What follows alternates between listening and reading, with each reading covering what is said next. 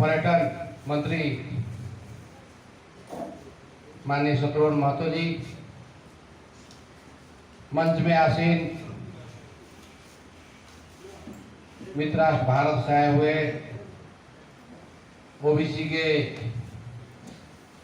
अध्यक्ष तथा पदाधिकारीगण, मंच में आसीन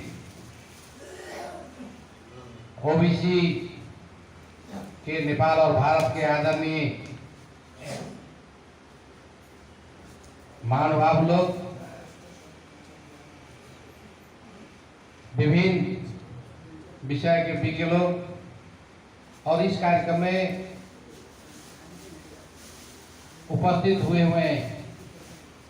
ओबीसी से जुड़े हुए संपूर्ण आदरणीय महानुभाव को मैं मधेश सरकार की तरफ से मैं हार्दिक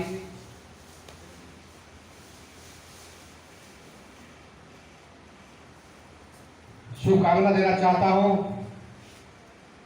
कि ओबीसी जो समाज के मूल धार से जो पिछड़े हुआ है, जो कोई भी क्षेत्र में, चाहे राजनीति में या व्यवसायिक लगात में, कोई क्षेत्र में उसका पहुंच उसके जनसंख्या के आधार पर नहीं हो पा रहा है। और जो जिसको हम लोग शासक वर्ग बोलते हैं,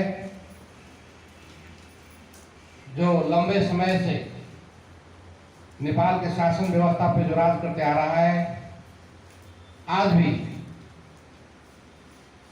उसका प्रतिनिधि लोग आज भी सत्ता निचले दर्जा के लोगों को, ओबीसी लोग वाले लोगों को देना नहीं चाह रहा है। संघर्ष करने की जरूरत है। मैं देखता हूँ नेपाल के संदर्भ में देखा जाए तो नेपाल में अगर जन आंदोलन, मधेश आंदोलन लगायत के पहचान और अधिकार प्राप्ति का आंदोलन नहीं हो रहा था तो ये देश एकात्मक शासन व्यवस्था राजतंत्र का नाम तो होता और न देश में संघीय लोकतांत्रिक गणतंत्र का स्थापना होता। आज वर्षों से नेपाल में जो खास करके उत्पीड़ित समुदाय है, मधेसी, आदिवासी जनजाति, महिला, दलित, अल्पसंख्यक, मुस्लिम, उत्पीड़ित क्षेत्र के लोग, उत्पीड़ित वर्ग के लोग अगर नेपाल में अगर संविधान सभा का निर्वाचन नहीं करवाया जाता, उसका प्रतिनिधि जाकर के संविधान सभा में नहीं बैठता तो देश आगे भी नहीं बढ़ पाता। आज आवश्यकता है, जिस तरह से नेपाल के हर एक आंदोलन में पिछड़ा वर्ग का जो उल्लेखनीय सहभागिता जो रहा है, उसको और तेज करने की आवश्यकता है। आज मैं देखता हूँ भारत से आए हुए हमारे मित्र लोग जो हैं, देखते हैं लोकसभा, विधानसभा लगा के सरकार के विरोध में जहाँ जहाँ पे ओबीसी का आरक्षण नहीं दे रहा, वहां पे आंदोलन चल रहा है। कुछ दिन पहले हम गए थे इंडिया में, ओबीसी आरक्षण को लेकर के आंदोलन चल रहा है। यहाँ भी आवश्यकता है, अभी बहुत सारे लोग ये ओबीसी है क्या, इसके बारे में समझ नहीं पा रहे हैं। पहले हम लोग इतिहास को देखें तो समुदाय अधिकार के लिए बोल नहीं पा रहा था और जो सत्ता में जो लोग थे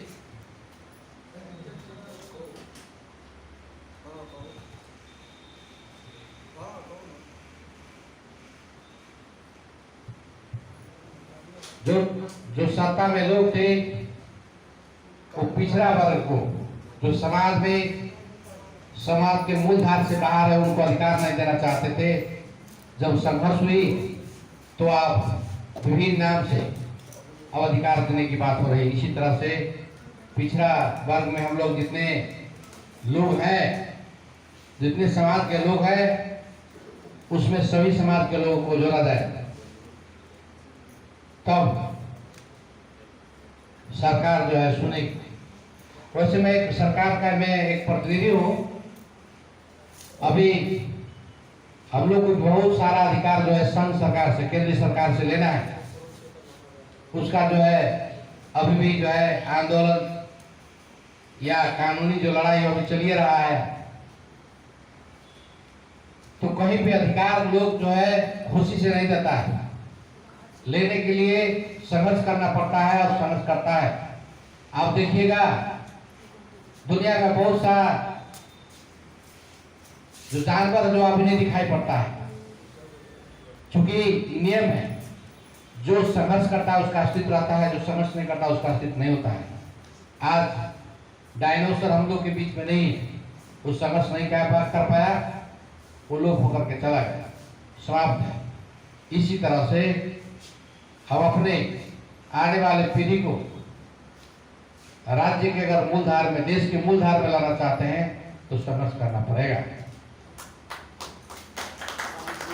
अभी ओबीसी सत्ता में गया भी नहीं है। ओबीसी का पहुंच राज्य के निकाय में समानुपातिक रूप से हुआ भी नहीं है, झगड़ा शुरू हो गया।